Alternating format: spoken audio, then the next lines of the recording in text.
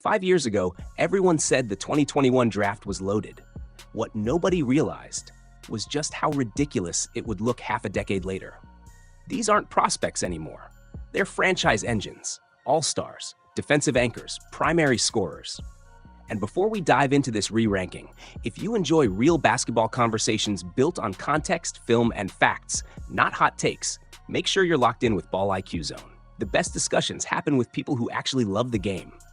Let's start with the easy part. Number 1 is still Cade Cunningham, and honestly, it's not close.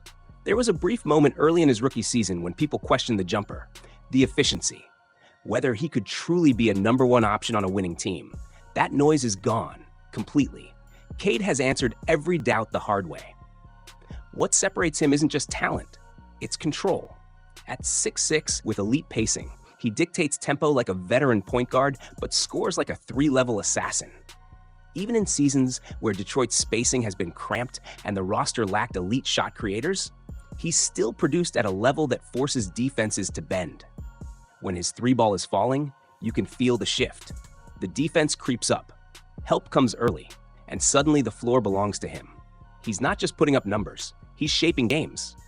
Now after Cade, the real debate begins.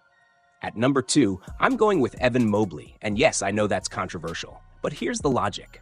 Mobley is already one of the most impactful defenders in basketball, switchable at his size, elite rim protection, defensive instincts you can't teach. But what keeps him this high isn't just what he is, it's what he still might become. There's clear offensive room left. The 3-point shot has flashed. The face-up game shows promise. If he transitions into a full-time 5, his ceiling changes dramatically. Imagine a big who protects the rim, switches onto guards, stretches the floor, and attacks slower centers off the bounce. That archetype is devastating. Third, I'm taking Scotty Barnes. The leap has been real. His development as a half-court hub, especially facilitating from the elbows and high post, has unlocked another dimension. He defends across positions, rebounds, pushes pace, and now scores with more confidence. Fourth, Franz Wagner. Two-way versatility, size, on-ball growth. He fits almost any roster construction. The shooting consistency remains a swing skill, but the scalability of his game keeps him firmly in this tier. And trust me, this ranking only gets tougher from here. What separates Franz Wagner from a lot of the names in this class is simple. He plays both ends. This can't just be a ranking of who gets the hottest offensively. A true redraft has to factor in scalability, roster flexibility, and defensive impact.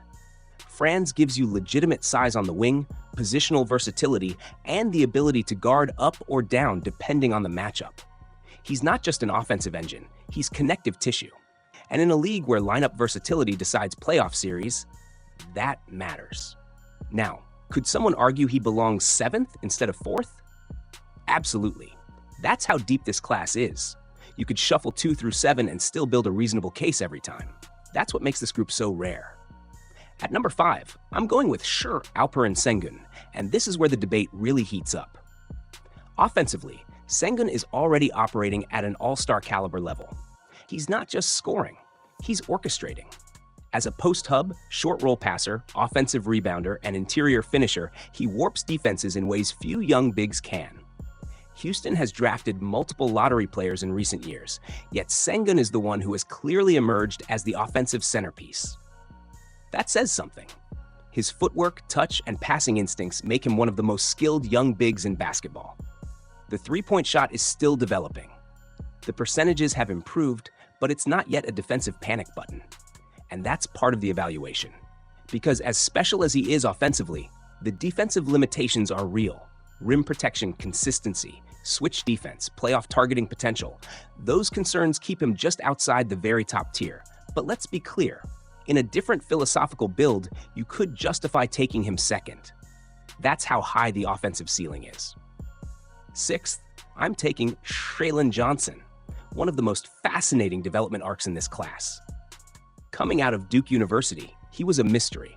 Limited college sample size, question marks about commitment, raw but tantalizing physical tools. There were real concerns that he'd stall out like so many high upside wings before him. Instead, he's become Atlanta's offensive engine. With Trae Young no longer anchoring the offense, Johnson has stepped into primary creation duties, facilitating, pushing tempo, attacking mismatches, and even stretching the floor. But here's the hesitation: defense.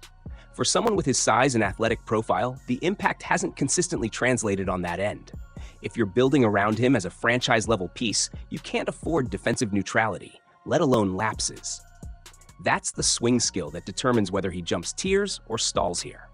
7th is Trey Murphy III, and this feels like the final tier before a slight drop-off. Murphy represents what makes this draft special: development outside the top lottery. He entered the league projected as a 3-and-D wing. He's become far more than that. His three-point volume and confidence have exploded to the point where he's among the most dangerous non-guard shooters in the league. And defensively, he holds up across multiple matchups. Players like Sengun, Johnson, and Murphy elevate this entire class because they weren't supposed to be franchise-altering pieces. Yet 5 years later, they absolutely are. And the crazy part? We're not even done debating. At 7, I went with Trey Murphy III, and honestly, he was the toughest placement in this entire tier. You could convince me to slide him above some of the bigger star names purely because of how clean his game translates. But projection matters in a redraft. Murphy right now profiles more as an elite, high-level winning piece than a franchise driver, and that's not an insult. He's evolved from a simple 3-and-D wing into one of the highest volume movement shooters at his size in the league. His defensive versatility holds up in playoff environments.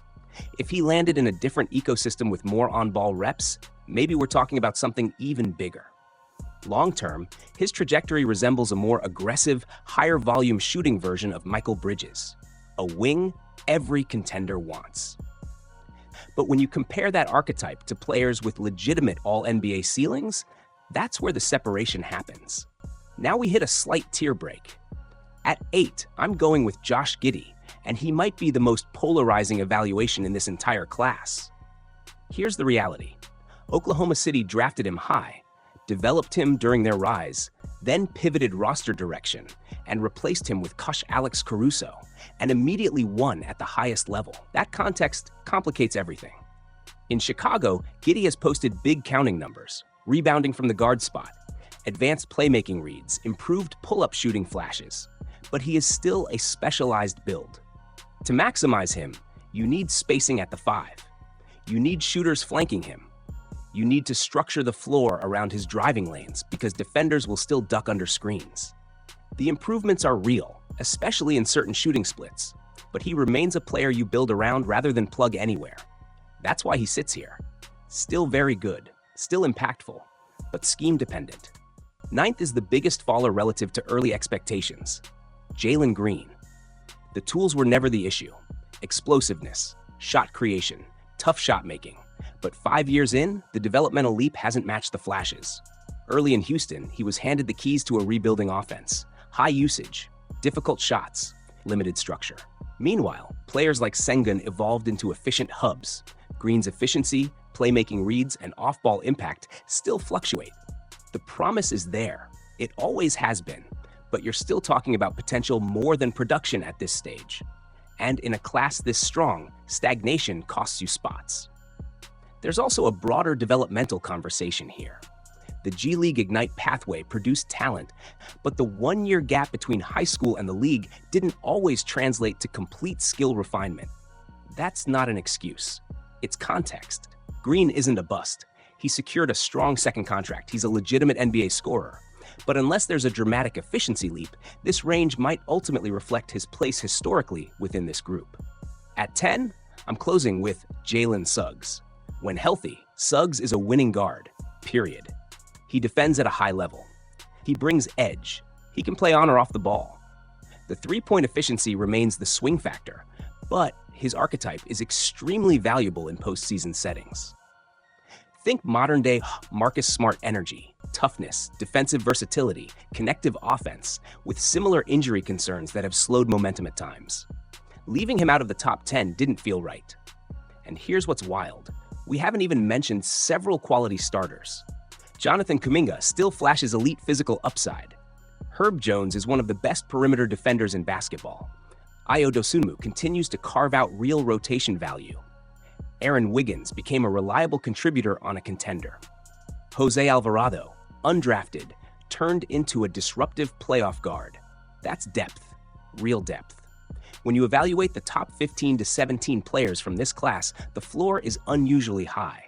Multiple franchise-level engines, several all-star caliber players, high-end role players who scale in postseason basketball. And we're only 5 years in.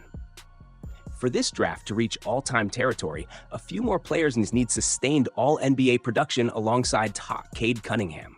Championships matter, longevity matters, peak matters. But even right now, this class has already shattered the early narrative that it was just a three-player race. It revived positional versatility. It produced offensive hubs, defensive anchors, and elite movement shooters. And it might quietly become one of the defining draft groups of this era. 5 years later, the ceiling still hasn't fully revealed itself. That's what makes it special.